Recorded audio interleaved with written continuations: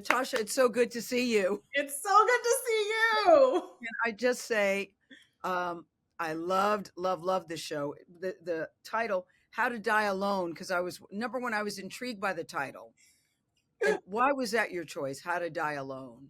Well, I think in my early 20s, I was convinced that uh, dying alone was the worst thing that could ever happen. And in completely focusing on just the romantic version of love.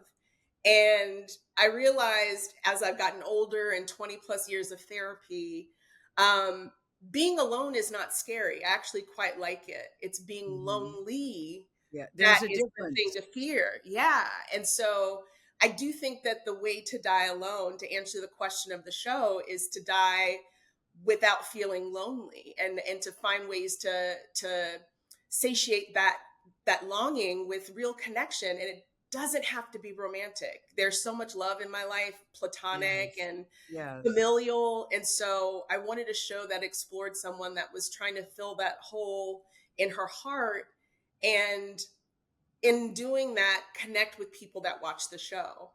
Well, I tell you this, I dare anybody who watches this series not to go into an airport and not notice the airport workers that are making your life easier every single day. There's a Yeah. great line where it says, we're invisible here. Shut your pie holes. None of you are getting him. We work at the airport. We're invisible to him and everybody else. Now, can we go, please? What made you set it at an airport? Which there's storylines galore there, but what made you pick the Truly. airport?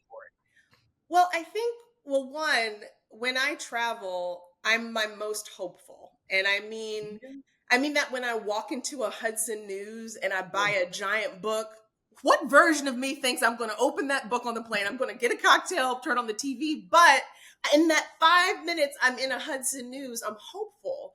And it's also such a transient place where I'm a voyeur. I love to watch people on their way to something. Sometimes they're hesitant, sometimes they're excited. And so it felt like the right kind of petri dish to set the series in so we could catch people on their way to becoming something great. what was your thinking behind it? It really is about her journey, her escapades of dating. Yeah, that's a huge sort of Trojan horse. So the Ah, rom-com element of the show is a Trojan horse to have the conversation about self-love and self-acceptance, and really allow us as audience members, while we're watching her on her escapades, that the thing that she's looking for externally is really something she should be seeking internally. And I wanted to write a show where the princess saves herself. There's no prince. And I'm very single. And like you, I think in my 20s I was looking, but now I'm like, I'm open. I'm open. And what, if the universe has someone for me, great. But I am not going to allow that to keep me yes, from living my fullest, best yes. life. Oh, And you are so, my kind of girl. Yes, yes. And so that's for how I feel me, too. I don't want to stop living and be in this place of pause, waiting for someone else to press play. Let's live our lives to the fullest. And so, in the show, I wanted to show what happens when you become activated, because you don't always run to the right thing. You look for, the short term quick fixes, which she does with men on the show. And all of that is the Trojan horse to lead us down the path of self reflection, self acceptance, and to open up the conversation about loneliness. We're so lonely these days, Yes, and it's like an there's an epidemic. epidemic in this country of loneliness. There really is. And I think that Uh, I'm can be incredibly lonely. I'm very happy being alone, but there are moments where I do feel lonely, and I felt like for a long time I was afraid to say those words out loud. But what I've found in making the show is that just that vulnerability is the antidote, and being able to speak my needs out loud, that I need company or that I want to talk, has invited people into my life in a really beautiful way. so, what do you want us all to learn from Melissa and her journey? What is your ultimate message to people who are watching the show? Well, if you recall from the show, we she uses a reference about the Roomba vacuum cleaner. Yes, yes, yes, I do. Yes. And one of the things that those robot vacuum cleaners do when they activate is they hit wall after wall after wall as they sort of figure out where they are, but they keep going. And I hope audiences watch this and become inspired and activated to audit their life and clean up their life, but not to give up when they hit walls, because that's just natural. I don't really feel much like a hero. What's up? I'm really trying to change, Terrence. I keep hitting wall after wall after wall, and it's like I'm stuck.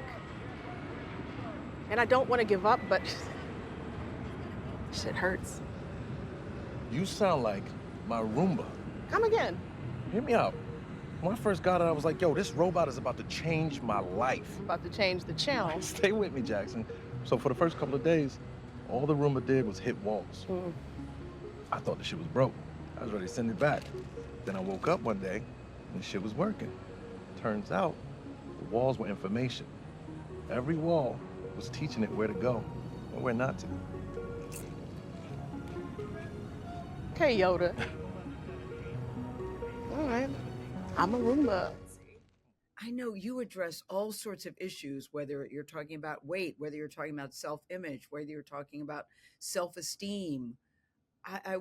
It ran the gamut of all these different things. And I found myself just cheering for her at every single turn, Oh, every turn. that means everything. It really does. I think as a plus size actress in Hollywood, so often the things I'm allowed to do and I'm allowed to be is so limited, and the scope of my existence is limited to a lot of white executives' POV on the Black experience. And so to be able to create a show where I play a character that, like you said, runs the gamut of emotion, Yes. can play Yes. and explore all of those weird, nuanced, neurotic storylines that are usually reserved for people who don't look like me. It was such a joy to play this character and write this show and not have any caveats as to what she's allowed to feel and experience. Here's the credits about Natasha in the show.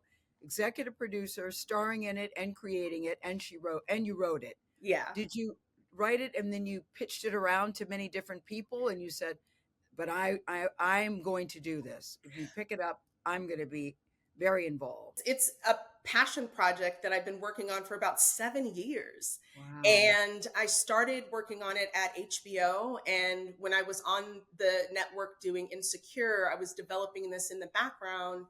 And as anyone in this industry knows, it takes a long time to get things made. And I had so many opportunities to change it, walk away from it. But I really believed in the story that I was telling. And so I just fought for it. And 7 years later, I'm so excited that it's seeing the light of day.